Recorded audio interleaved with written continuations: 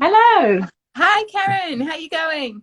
I'm good. How are you? I'm great, thank you. How is the picture? Am I like, can you just see the top of my head or No, but can you is it just see the raining top of till my set? head? No. Because on my thing, all I can see is my glasses. Well, that is what I can see, but I'm imagining the full thing. I feel with Okay, the I'm going to yes, move you yes, down. that's it. Is that Better. better? Yes. There we go. Otherwise, when it comes up on video later, you'll Yeah. just see the top of my head. Yeah. That's okay. I've got a new film, device which I'm trying today. That's Okay. better. I Yeah. can see both of us now. Yeah. Oh, great. It's great to talk to you again. It's lovely to talk to you. How is it in Oz? It's freezing Is it? because it's That's midwinter. Yeah, That's what I put. I said I've for been the last. Yeah, sorry. I'm so envious of the heat wave that you've had recently. But I said the last time we spoke, it was in Yeah. January Yes. 2021. Yeah. Was that right? Yeah. Yeah. And you were talking to us about, or talking to me about Shiver, Yeah. and it was absolutely freezing here. It was 9 o'clock in the morning. It was about, I Yeah. think it was about -5 or something. And you had the doors open, and there was crickets, and I think he said it was about, I don't know, 20 something degrees, and Probably I was so 30. jealous. Yes. Yeah. We got the I was so opposite. yeah, I'm so jealous, and now, yeah, we've swapped. So yeah, so it's freezing there. But it's freezing in Australia, the same as freezing in England. Well, it's different. It doesn't get as cold, and luckily I'm in Queensland, so I'm in the warmest part, really. But it does get down to zero, nearly, on some Really? days. And Oh remember, we don't no. have central heating, and we don't Oh, do have you double not? glazing, and we don't have the right clothes. We're still in our flip flops and we never have enough winter clothes because winter's quite short. But Yeah. it's just a shock after all the heat. I love the heat. I'll never complain about being too hot. I mean, that's probably one of the reasons. Is that one of the reasons you moved to Australia? It was because you like this? Exactly. Yes. Yeah. I never liked the cold. Funny for a snowboarder to say that, but yeah. Yeah.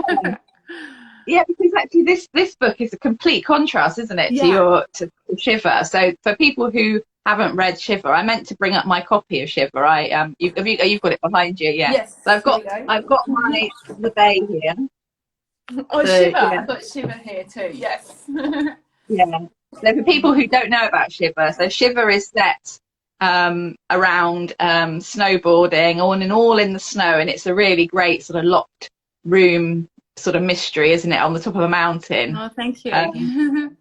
yeah, so I loved it. So the Bay, would you like to tell us a bit about the Bay? Because Yeah, sure. So I pitch it really in a really short way. It is the beach meets Point Break with a little bit of Survivor thrown in. So it's a sort of locked room type mystery where it's set on a remote Australian beach and there's a reclusive group of surfers there. And some backpackers have been going missing. We've got a long sort of history of missing backpackers here in Australia, and yeah, you always kind of wonder about that. So I wanted to tie that in somehow. And the main I character really, is no, go ahead. I was going to say, yeah, I didn't realise that was something that actually does happen. Is that backpackers go Yes, missing, and is that yeah. because they want to disappear? We'll come back to that. We'll come back to that in a minute. You carry on. Well, yeah, the main character is a young British woman whose best friend is in Australia, and she's about to marry one of these reclusive surfers. So, yeah, Kenna goes out there to try to bring her home to safety and find out what is going on. Yeah. And when she arrives, it's she doesn't really get the warm welcome, does she, that she's expecting to get from Mika.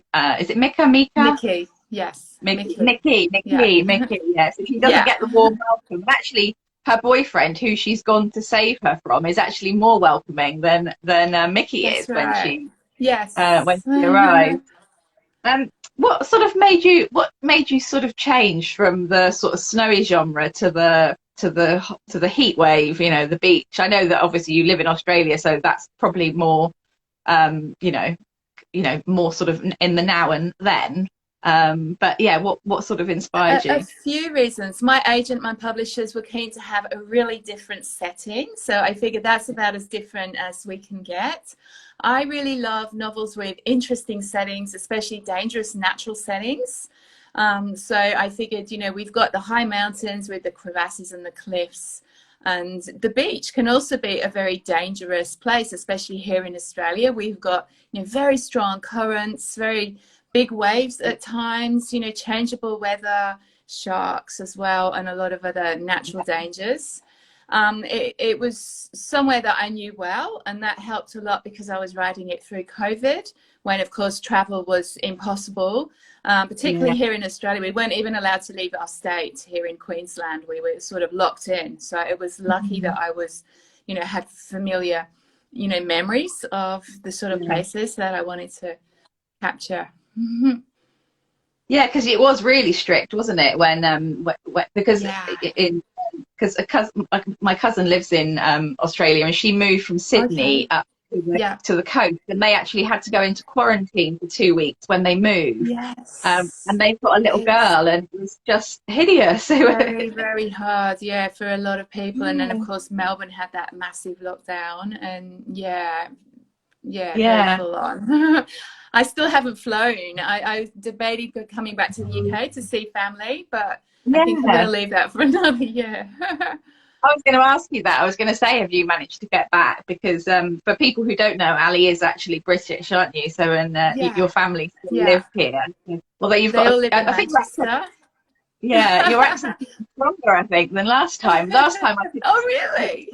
Yeah, I think it is. You're sounding really, full on Oz now. That's so funny. When I come back to England, everybody, thinks that I sound Aussie, but here I say one word and they think, oh, are you from England? So I'm just fully in between, I think. My mum and my sister live in Manchester. Right. Oh, right. Yeah, that's great. So, well, Manchester's probably been really hot, has it, there at the moment? I think so. Yeah. Well, maybe you can come back when you've really had enough of the cold.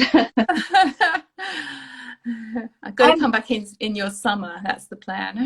Yeah, definitely. Yeah, but the trouble is with the British summer is you never know what it's going to be like. Sometimes it can be like this, where it's really hot, and then other times it can just rain all summer. Yeah. So we'll go back to your first book. So your first book was based on your experiences as a snowboarder, wasn't it? So you basically were you did snowboarding as a profession back in the day. I was semi-professional, trying to compete and sort of make a living from it for 5 years. So it was very familiar territory to me. Yeah. And is surfing a similar sort of territory for you? Is it, I know you do surf because I see you on Instagram surfing, and were the characters sort of inspired by people that you knew from that scene, or were they purely fictional? So the characters were purely fictional. It was a sort of scene I knew so well. I always love, as a reader, books that take me to a new world and kind of show me, how people live in that world. And, the surf scene is such a unique scene. It's such an amazing and addictive sport. I think a lot of non-surfers have this image about surfers as being, these gentle, kind of hippie characters that are around a campfire playing the guitar and that sort of thing. But actually, it's not like that at all, not here anyway. It's massively crowded, and it can be extremely aggressive, very intimidating to paddle out there. You see acts of surf rage, localism, territorialism, and all kinds of things. So I thought that was quite interesting to show, because I don't think we've really seen that in fiction much. No, I mean, I guess you said about Point Break, and I think that was one of my favourite films, actually. I loved it. And actually it does sort of show that sort of darker side of surfing, doesn't it, in that film? And I think that's actually, I hadn't thought about that when I was reading, actually, that because actually I mean, particularly, we have quite, we don't have the surf culture that Australia has, but we do have that sort of, like you say, the hippie sort of, the the VW camper van and the just going off and living life, sort of quite chill. And but actually this one really takes you to sort of that darker side, doesn't it? And I think as a crime writer, we're always looking for the dark side in anything, because it's sort of interesting. So yeah, just seeing the lengths that people here would go to get, you know, waves is just amazing. Like, I'm taking my little boys out there surfing at my local beach, and they've been run over by surfers that don't want to get off their board, and nearly broken my kids' ribs. It's just seems to bring out a really, like, such a competitive and aggressive side in some people. Yeah, and I got thinking about how far might they go to get perfect waves. I think they would go quite a long way. yeah. Well, I guess I mean, some people it's that, you know, like, and in the book, you know, it becomes their life, doesn't it? And actually, a friend of mine's asked a question, Jen sort of asked, so she said, did you intend for the group to come across as sort of a bit culty? Yes, and I did. Yeah, I quite wanted that to come across, because they've got their own sort of little mentality that's quite different to, you know, the normal world, and that's how they choose to live. They love to challenge themselves. They've got like this fascination with danger and pushing themselves. And yes. Yeah, because definitely when it's like quite early on in the book, I don't want to give too many spoilers away in case people haven't read it, but quite early on in the book, Kenna is taken to Sorrow Bay, isn't she? And she has had something bad happen in her life, and has actually been put off surfing, and she hasn't surfed for, is it a year or so, isn't it? So, or no, 10, few years. Yes. Yeah, a few years. Yeah. And she is drawn, isn't she? She's like, it's almost like, even though she really doesn't want to go back in there's something that's sort of like drawing her in. And I was really fascinated with that. Was that something that you sort of felt, you know, was that something again from snowboarding as well? I think it's very, very addictive. Like for me, you know, snowboarding and surfing, they're extremely addictive. You know, the adrenaline you feel from doing them is enough to make you almost want to give up everything else and just do that. I've had some pretty bad injuries, and yet I will always go back in the water, even thinking, probably I shouldn't do this. It's a really bad idea. I'm being so selfish by wanting to do this. But you almost can't resist. It sucks you back in. And the ocean itself as well is such a special place. It's got this real draw.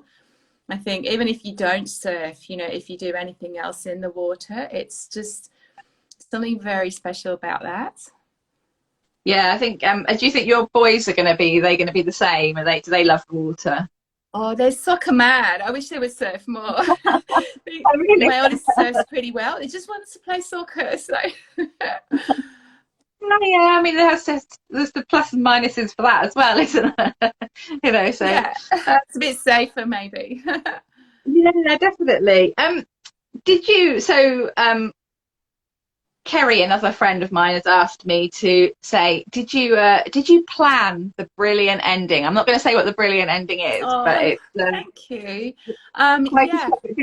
Did you know when you started? Original ending? Yeah, that idea about the ending came up very, very early on in the whole process. So I knew where I wanted to get to, and actually, when I finished the first draft, apart from the ending, I was thinking, how am I going to pull this off? Is this really going to seem believable, this ending? So I went back to my agent and my editors, and I came up with a whole different alternative ending and ran that past them, but they were not keen on that ending. So yeah, we went back to this original ending, and I hope it comes as a surprise to people. Definitely. It did to me. Definitely. I think because I think sometimes they say if you're surprised, you know, so I can't say who, I can't say what happens because otherwise I'm going to just spoil it. But yeah, sometimes it can be, the ending can sort of change, can't it, as you go along? But if you have the sort of, you did have the sort of, this is what it's going to be at the end. Because I know when we spoke last time. Sorry. Yeah, go ahead. No, go ahead. I was going to say, when we spoke last time, I know you were writing this book, weren't you? And you were saying it was much more of a challenge than the first one, because the first one you'd taken a long time. You'd had that idea, hadn't you, for a long time? A fair time, yeah. And Yeah. this time I was writing through COVID. I think it was a really hard time to write for me and many other people as well. It was a very distracting Mm, time. I had my little kids at home a lot of that time. It took so much yeah. longer. And also they talk about second novel syndrome. And part of that is Yeah. every idea I came up with seemed too similar in some way to my last book. So I would then go down all these dead ends and try and fish around, second guessing myself.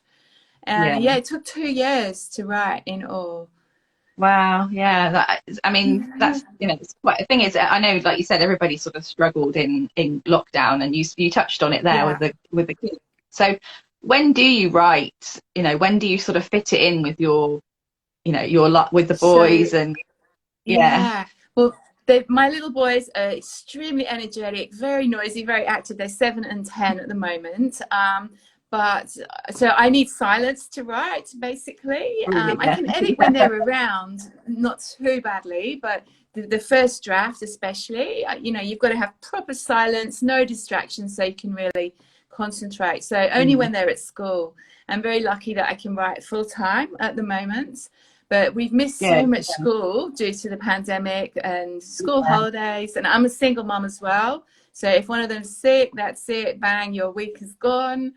Yeah. And yeah, I just fit it in. And sometimes I'll work weekends when they're at their dad's. And Yeah. yeah, just write It must be whenever very I challenging. have a free hour. Yeah. Because having young ones and trying to sort of fit that in, when you go to a job, you leave the house and you go to the job, don't you? Do you Yeah. write in the house, or do you go somewhere else to write?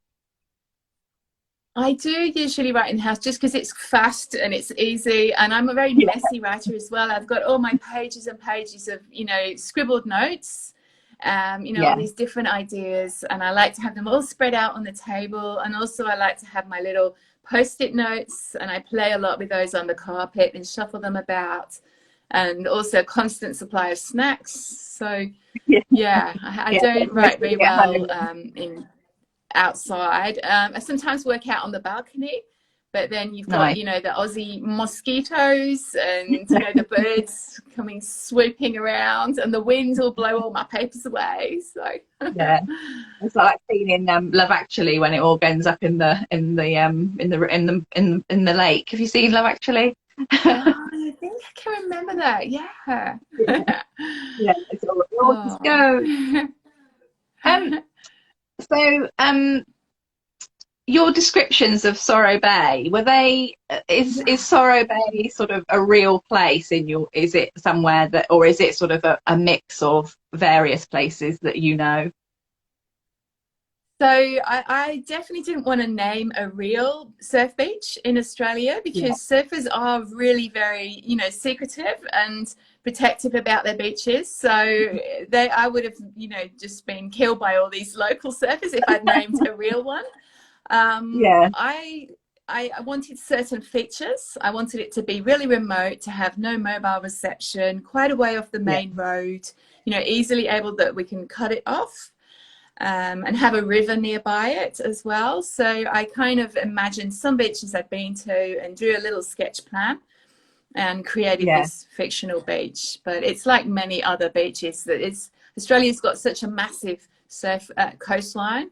So there's all Yeah. these little hidden beaches that sometimes you can't even get to by car. You'd need, a off-road Really. vehicle to That's cool to access, drive. or Yeah. even to Oh walk. wow. Yeah. Yeah. Yeah, and I guess, like you said, is that if people are that sort of territorial about, because they in the book they talk about Bondi, don't they? And I think probably most British people think of Bondi as like the surfing beach, and they're talking about it being too busy. And is It's it so packed? crowded. Is it? It's Yeah. absolutely packed. Yeah, it's because all the people there, and then there's only a tiny little area you can surf, because you can't surf in the swimming area. And yeah, I haven't actually ever surfed there, but No. yeah, very, very busy.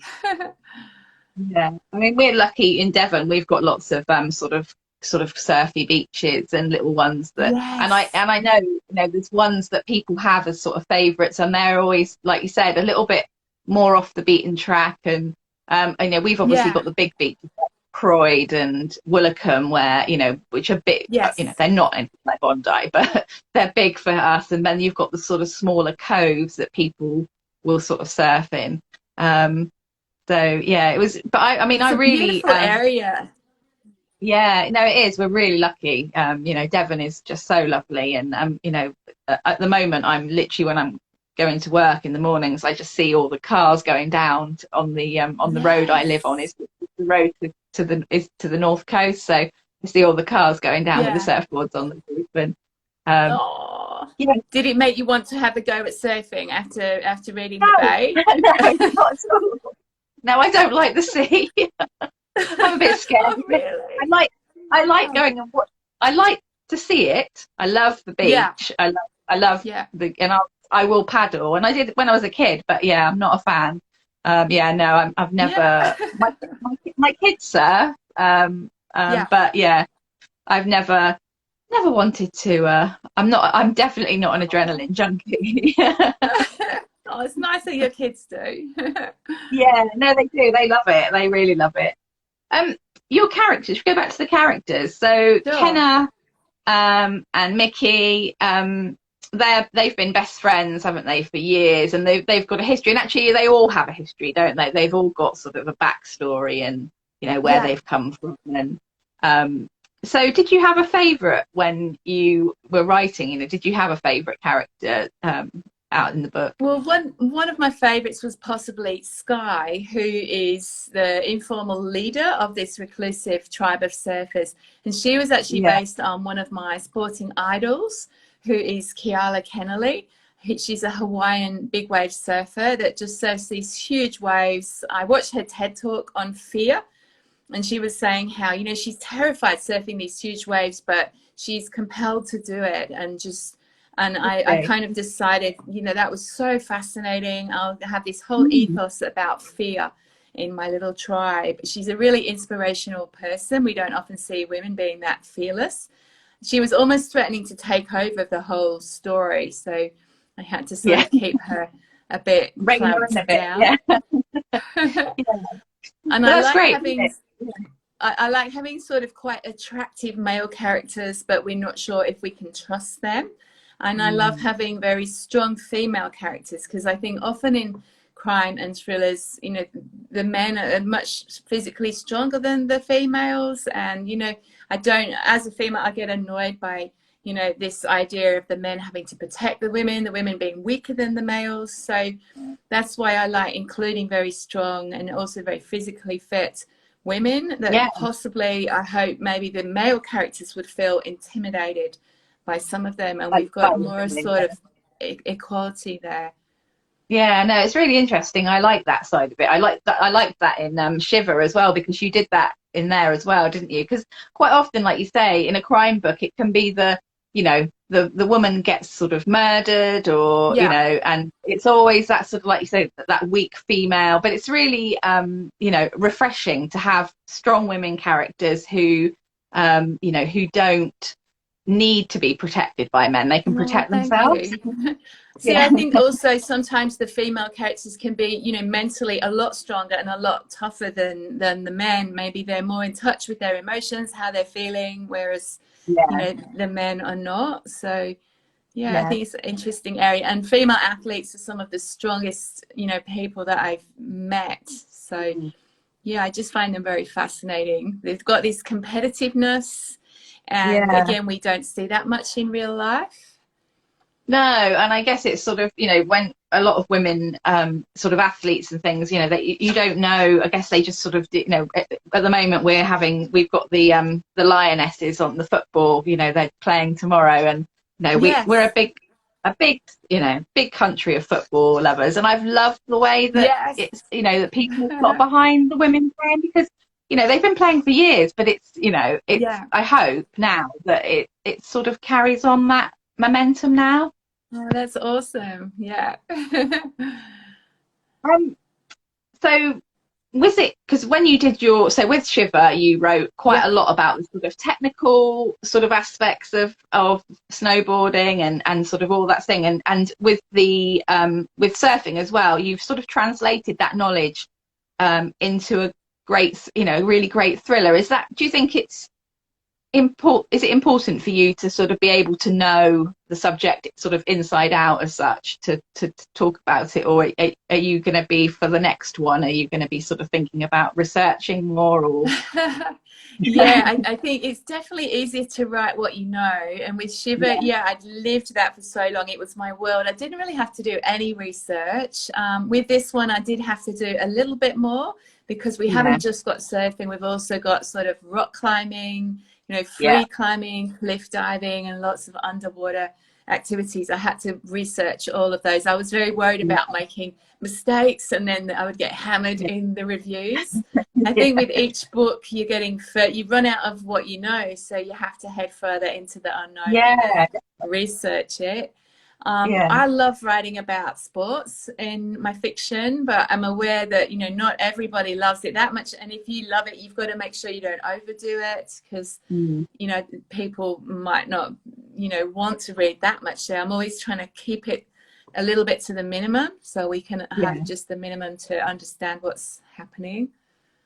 I really like it though. I think it's really in a because there's so many crime books, and quite a lot of them Yeah. are police procedural. So it's always really nice to have a thriller that's sort of got something different. And I think both of your books definitely have, introduced me to worlds. As I said, I'm not sporty at all, into worlds that I would never. And I think that's about reading, isn't it? It's about taking you to another Yeah. place. So, A yeah, new it's world. really. This was my favorite book last year, Bear Town, Yeah, I by, love can you see it. it? Sorry, Yeah. by Frederick Bateman. I'd seen it everywhere on Instagram, and it's kind of literary fiction. I didn't really think it was my thing, but I picked it up because it's so hyped. And wow, this was my absolute favorite book last year. It's all Wow. about ice hockey.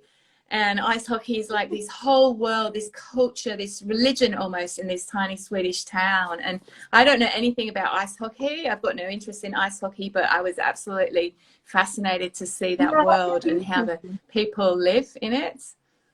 Yeah, because I loved his A Man Called Ove. It's one of my Okay, favourite books. yeah. Yeah, Yeah, it's nice. I it's haven't so read that good. one. Yeah. Yeah, it's really lovely. It's quite emotional. Oh, yeah, But that's I what I keep love as well, the emotion. Yeah, in his yeah, writing. he is. And it's A Man Called Ove is about an old guy who sort of, this new couple move in next door, and he's a bit of a grumpy old man, and then it sort of finds out why he's a grumpy old man. Right, okay. And Yeah, in the story, really sort of, it's really touching, and he, yeah. yeah, and how they sort of live together and sort of get to be close, and it's beautiful. I loved it. It's such a Oh, lovely that book. sounds I'm so gonna good. Yeah, I'm gonna like more I'm and gonna more get I Bear feel. Town. Sorry, go ahead. Sorry, I'm gonna get Bear Town now, because I haven't read anything else by him, but you've Oh, inspired me to pick okay. that one up now. I'm going to look for a man called O. Yeah, more and more, I think it's emotion that is Yeah. absolutely, draws me to books. Mm. This is my favorite book on writing. It's called The Emotional Craft of Fiction. And this is by a really experienced New York editor, Donald Maas. And his whole theory is the books that we really remember that make a massive impact and really become bestsellers are the ones with the most emotion, maybe that make us cry, heartbreaking ones. So I've been Yeah. reading a few emotional reads this year, like the Crawdads, where the Crawdads sing. And Yeah. yeah, wow, just, yeah, I really That's love really true, anything with a bit of actually. emotion. Yeah. Yeah, I read years ago, Me Before You by Jojo Moyes. That literally Yes, wow. broke me, but I Yeah, still I remember cried. it. Yeah, I cried a lot. I ugly cried. It was so, but it was so. I think you're right, actually, that sort of emotion really stays with you. So, would Yeah. you, with your writing, is that something that you'd like to sort of bring into your, because you do have emotion. It's just, it's not, Oh, it's different, isn't it? Yeah, thank you. it's, Yeah, I'm trying to do it. That's what I try most to do. And when I read thrillers, I love some, that I come across that are really emotional. Certain authors are just amazing at it, like Claire McIntosh.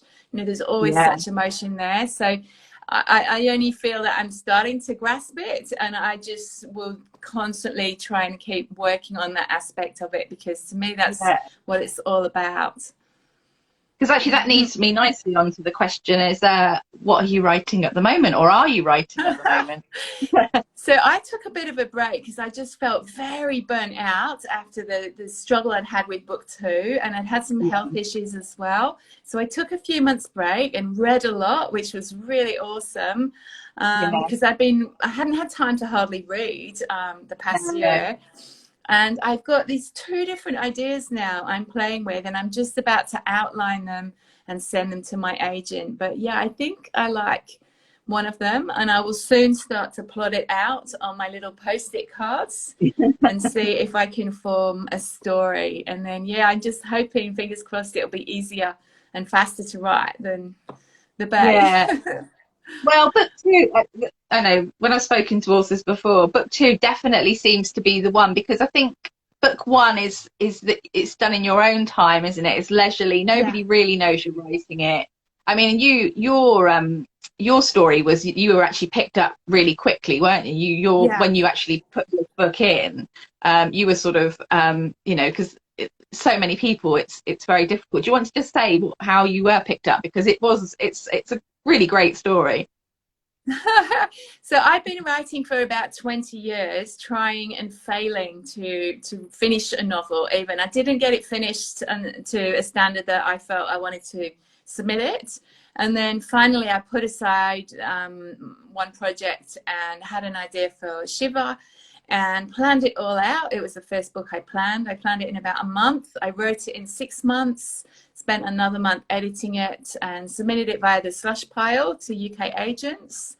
I got 4 rejections. I honed it a bit more, trying to, you know, clean up, make it really lean and clean and cut out lots of words. And then I submitted it again, and 4 agents all were interested in the full, and I got taken on by an agent.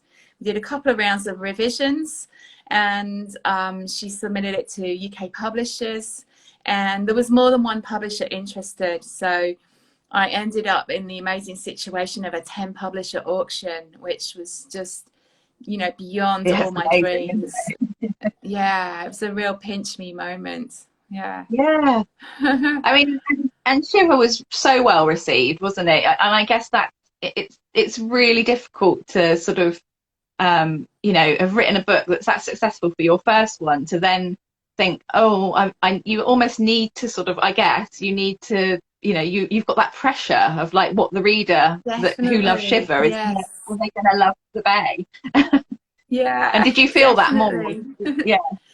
The pressure, like if you're creative, it can really, you know, just kill that creativity, and you sort of overthink everything, and you end up not even writing anything at all, which obviously doesn't work. Do you have sort of writer friends in Australia who you sort of, you know, work with or sort of bounce ideas off of and things? Just my normal friends are really great at that. I often run story ideas past different friends, and everyone will have, you know, different sort of suggestions that can really make it. I actually had dinner last night with one of my really good friends who is a biologist, and one of the ideas I'm playing with is a slightly dystopian idea, and I kind of wanted this scientific advice, and she just came straight out with it, which was awesome. She just fixed how we could make my plot plausible enough. I've got a little writing group in Brisbane that I go to. Brisbane's kind of my nearest big city, so I go there once a month if I have time, and there's a really friendly group of writers there. But I think, you know, the internet makes it very easy to have writer friends in the UK and elsewhere, and you message each other, and that's good. I imagine it can be really isolating, you know, writing, especially when things aren't going well. You haven't got just someone to go, oh, this is really bad.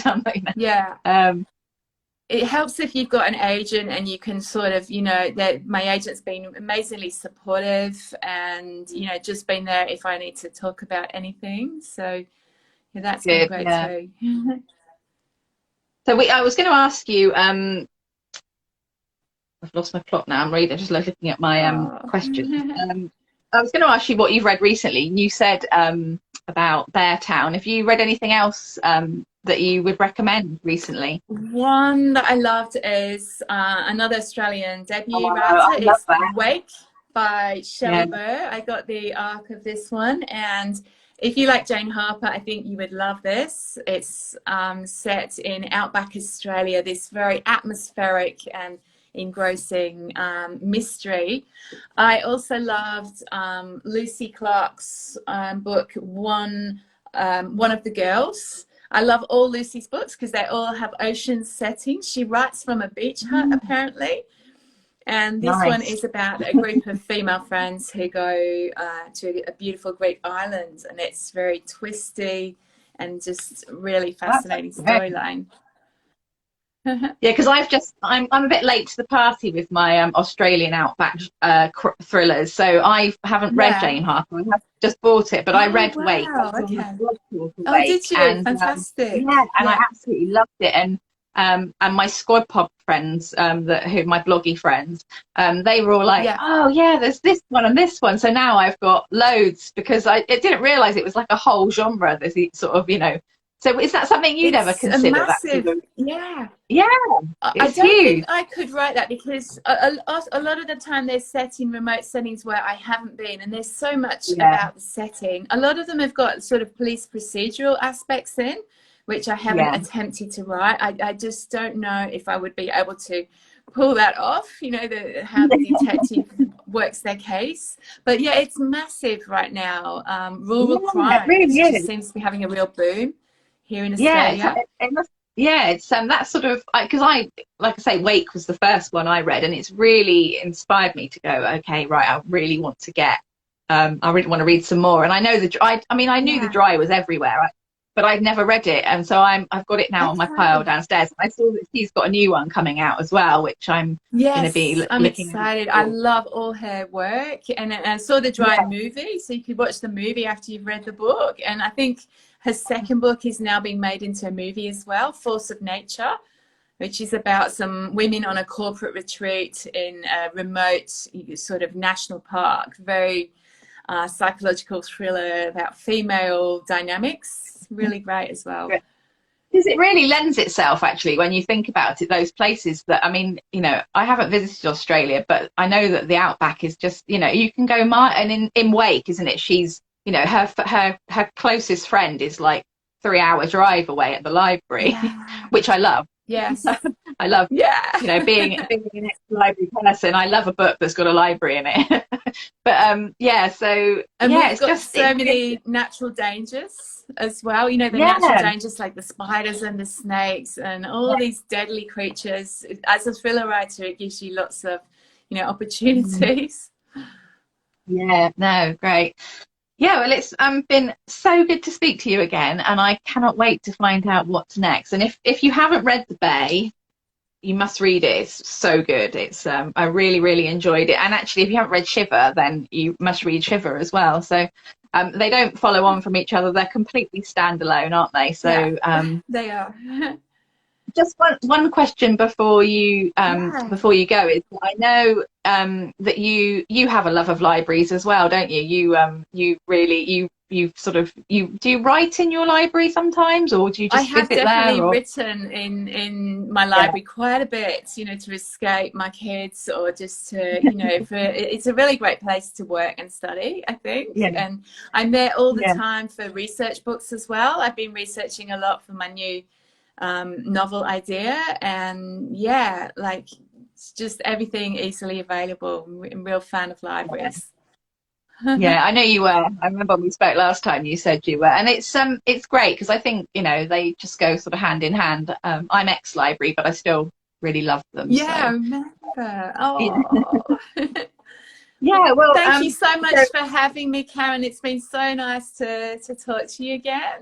yeah. Well, hopefully if you come over to the UK, we can maybe have a chat again. And yeah, and That'd be awesome.